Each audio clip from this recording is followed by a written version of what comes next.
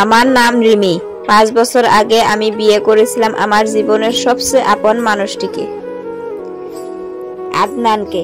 আল্লাহর নামে শুরু হয়েছিল আমাদের পথ চলা। তখন ভাবিনি একদিন এই পথেই একা হয়ে যেতে হবে। আদনান শুধু আমার স্বামী ছিল না, ছিল আমার প্রেরণা, আমার হাসি, আমার শান্তি। সে নামাজ পড়তো নিয়ম করে, আমাকেও শিখিয়েছে কিভাবে আল্লাহর কাছে চোখের পানি দিয়ে প্রার্থনা করতে হয়। বিয়ের পরের দিনগুলি ছিল রঙিন। আমরা একসাথে ফজরের নামাজ পড়তাম। আমি তার জন্য চা বানাতাম, সে কোরআনের তাফসীর পড়ে শোনাতো। সে বলতো, রিমি, যতদিন আল্লাহ আমাদের একসাথে রেখেছেন ততদিন এই সময়গুলোকে জান্নাত বানিয়ে রাখবো। আমি বিশ্বাস করতাম তার কথা, কিন্তু জীবন তো সবসময় একরকম থাকে না।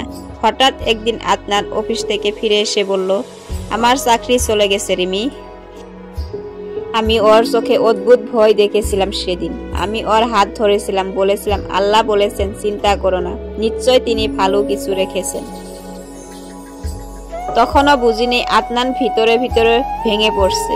সপ্তাহ গেল, মাস গেল, চাকরি মিলল না। আমাদের সঞ্চয় ফিরিয়ে আসছিল। আমি একটু স্কুলে পড়াই, কিন্তু সামান্য বেতনে সংসার চালানো কঠিন হয়ে পড়েছিল। আমি চেষ্টা করতাম হাসি খুশি থাকতে, আদনানকে সাহস দিতে, কিন্তু সে যেন ধীরে ধীরে দূরে সরে যাচ্ছিল। একদিন রাতে ওর পাশে বসে ওর মাথায় হাত বুলাতে বুলাতে বললাম, তুমি কি আমাকে আগের মতো ভালোবাসো না? সে কিছু বলল না, শুধু জানালার বাইরে তাকিয়ে রইল। এরপর থেকে প্রতিদিন ও আরো বেশি চুপচাপ হয়ে গেল। আমি জানতাম সে কষ্ট পাচ্ছে, সে নিজের ব্যর্থতা আমার কাছে চাপিয়ে দিতে চাইছে না। কিন্তু সে ভুল বুঝছিল, আমি তার স্ত্রী, আমি তো কষ্ট ভাগ করে নিতে চাই। একদিন শুনলাম আদনান কিছু অচেনা ছেলেদের সঙ্গে মিশছে। তাদের কথাবার্তা, চালচলন ভালো না। আমি ওকে বোঝানোর চেষ্টা করলাম, বললাম, আল্লাহর উপর ভরসা রাখো, কোনো অন্য পথে যেও না, আমি তোমার পাশে আছি। ও বলল, তুমি পাশে আছো, কিন্তু আমি নিজের পাশেই নেই এখন রিমি। সেই রাতে ও নামাজে দাঁড়িয়েছিল দীর্ঘ সময়, সেজদায় পড়ে কাটছিল। আমি চুপচাপ দাঁড়িয়ে দেখছিলাম, কিছু বলতে পারিনি। হয়তো তখন আল্লাহর কাছে এমন কিছু চাইছিল যা আমি দিতে পারতাম না। এরপর একদিন সে চলে গেল, কিছু না বলে, শুধু একটা ছোট্ট চিরকুট রেখে গেল। তুমি জান্নাতের মতো একটা মানুষ, আমি যেন জাহান্নামের ধারে চলে এসেছি। আমার ছায়াও যেন তোমাকে না ছুঁতে পারে। ক্ষমা করো আমাকে রিমি, আল্লাহ তোমার জন্য ভালো কিছু রেখেছেন। আমায় খুঁজো না।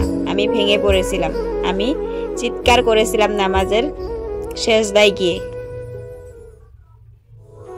হে আল্লাহ, আমি তো শুধু ওকে ভালোবেসেছি তোমার নামে, তুমি কেন আমার সবটুকু নিয়ে গেলে? কিন্তু পরে বুঝলাম আল্লাহ কাউকে কখনো ফেলে রাখে না।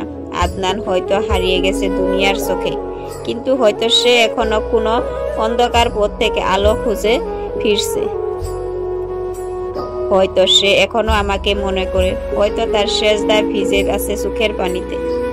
আজ আমি একা, কিন্তু আমি ভেঙে পড়িনি। আমি প্রতিদিন নামাজে দোয়া করি, হে আল্লাহ, যদি আদনানকে তুমি হেদায়েত দাও, যদি সে ফিরে আসে তোমার দিকে, তাহলে আমি ধন্য। আমি চেয়েছিলাম শুধু তোমার নামে ভালোবাসতে। আজও সেই ভালোবাসা বুকের ভিতর আগুন হয়ে জ্বলে। হয়তো এই দুনিয়ায় আদনান মিল হবে না, হয়তো জান্নাতে দেখা কোনো দুঃখ থাকবে না, কোনো অভিমান থাকবে না। সেখানে একদিন আমি আবার আদনানকে দেখব, আর সেদিন আমি বলবো, দেখো, আমি তো বলেছিলাম, আল্লাহ বলেছেন চিন্তা করো না।